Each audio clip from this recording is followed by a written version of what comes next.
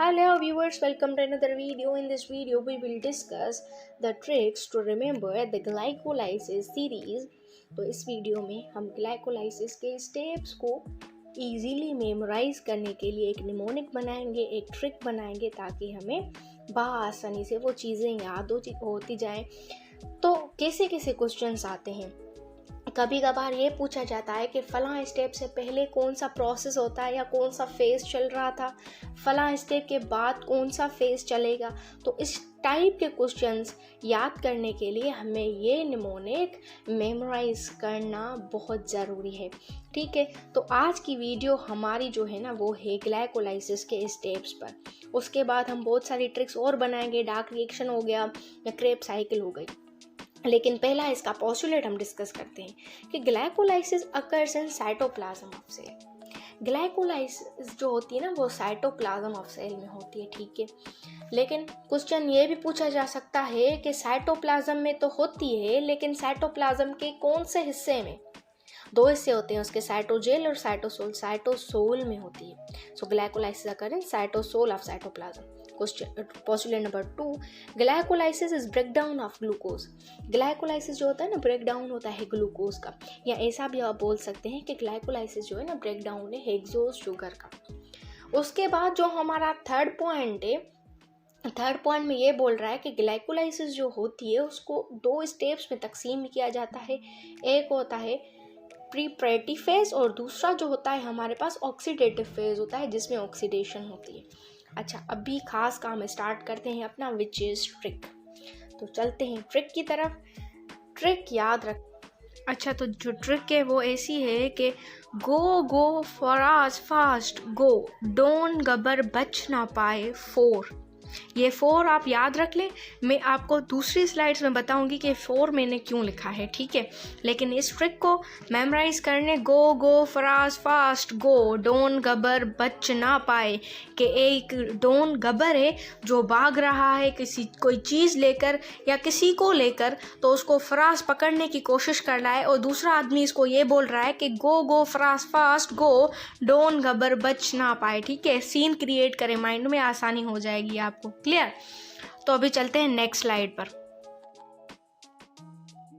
तो जो हमारे पास दो जी हमने कंसिडर किए गो के लिए, वो हमारे पास ये आ गए। Glucose 6 phosphate, 1 glucose for go, other glucose 6 phosphate for go. So glucose का एक एटीपी जो ब्रेक डाउन होगा वो 6 पर अटैच हो जाएगा, तो ग्लूकोज 6 फॉस्फेट बन जाएगा। ये दो हो गए ग्लूकोज गो। उसके बाद आ गया फराज के लिए क्या होगा कि फराज के लिए यही आइसोमर होता है ग्लूकोज 6 फॉस्फेट, ये कन्वर्ट हो जाता है फ्रक्टोज में, ये तो आपको पता होगा। तो फ्रक्टोज 6 फॉस्फेट बन गया और हमारे पास 3 चीज़ें क्लियर हो गई, गो फराज। उसके बाद आएगा हमारे पास फास्ट जो निमोनिक है वो इस पर अप्लाई करी है हमने कि फ्रक्टोज 1,6 बायफॉस्फेट।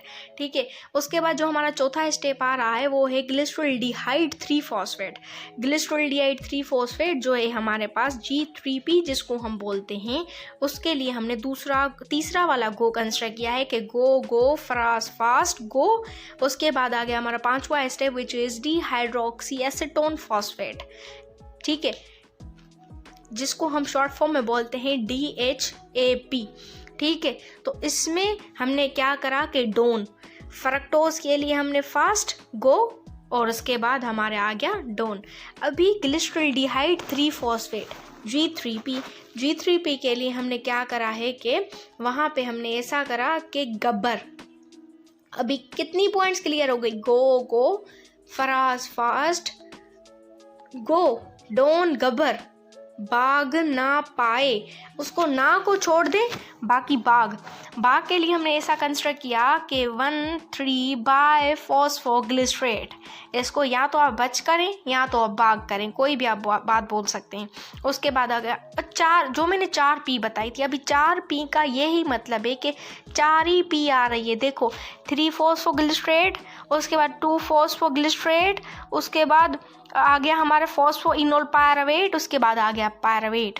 तो ये 4 P हमने ऐसे ही कंसिडर की थी कि go Faraz fast go, don't Gabbar, बच या बागना पाए कि हमने 4 पॉइंट्स कंसिडर किए थे। तो यहाँ पे पहले तो समझ लेते हैं क्या हो गया। यहाँ पे 1,3 बायफॉस्फोग्लिसरेट जैसे ही बन गया, वहाँ से एटीपी निकल कर आ गई, एटीपी निकली तो 3 फॉस्फोग्लिसरेट बन गए। उसके बाद एटीपी चली गई दूसरे वाले कार्बन पे तो फॉस्फोग्लिसरेट बन गया। उसके बाद इस फॉस्फोग्लिसरेट में से पानी निकल गया। पानी के कितने मोल्स निकल गए ये भी आता है क्वेश्चन में, कितने मोल्स निकल गए वाटर के, 2 मोल्स निकल गए वाटर के। तो वहाँ से क्या बन गया हमारे पास, फॉस्फोइनोल पायरवेट बन गया। उसमें से 2 एटीपी निकल गई तो हमारे पास क्या बन गया, पायरवेट बन गया। ठीक है, ये स्टेप्स आई होप सो आपको मेमोराइज करने में आसानी हो जाए इस ट्रिक की मदद से। उसके बाद मेरे पास कुछ MCQs हैं जो मैं नेक्स्ट स्लाइड में वो भी डिस्कस कर रही हूँ। आपको होम टास्क भी दूंगी ताकि आप कमेंट सेक्शन में बता सकें कि इसके MCQs का कौन सा करेक्ट ऑप्शन है। ठीक है, तो चलते हैं हम MCQs की जानिब। पहला ये क्वेश्चन है कि which reaction of glycolysis a molecular water is removed from substrate. तो इसके ऑप्शन देखते हैं। पहले glucose 6 phosphate, option B is phosphoenol pyruvate and option number C is 2 phosphoglycerate and phosphoenol pyruvate and option number D is none of these. तो हमने जैसे पहले trick में भी ये डिस्कस कर लिया कि वाटर का मॉलिक्यूल कहाँ से रिमूव होता है, तो वो रिमूव होता है 2 फॉस्फोग्लिसरेट से। उसके बाद वो बन जाता है फॉस्फोइनोल पायरवेट। कितने मॉलिक्यूल्स रिमूव होते हैं वाटर के, 2 मॉलिक्यूल्स रिमूव होते हैं। ठीक है, तो इस हिसाब से अगर देखा जाए तो हमारा जो करेक्ट ऑप्शन बनेगा वो बनेगा ऑप्शन सी। चलते हैं नेक्स्ट MCQ की तरफ। Which is question number 2 in EMP pathway the process by which ATP is formed from ADP। Option A reduction, option B oxidative phosphorylation, option C is substrate level phosphorylation and option number D is respiration। तो EMP pathway में क्या process होता है, जब ATP form होता है ADP से तो वहाँ पे ये प्रोसेस होता है कि सबस्ट्रेट लेवल फॉस्फोराइलेशन होती है। ठीक है, ये बुक की भी पॉइंट है और ये MCQ पॉइंट ऑफ व्यू भी है, तो इस हिसाब से हमारा सी ऑप्शन करेक्ट हुआ। चलते हैं नेक्स्ट MCQ की तरफ।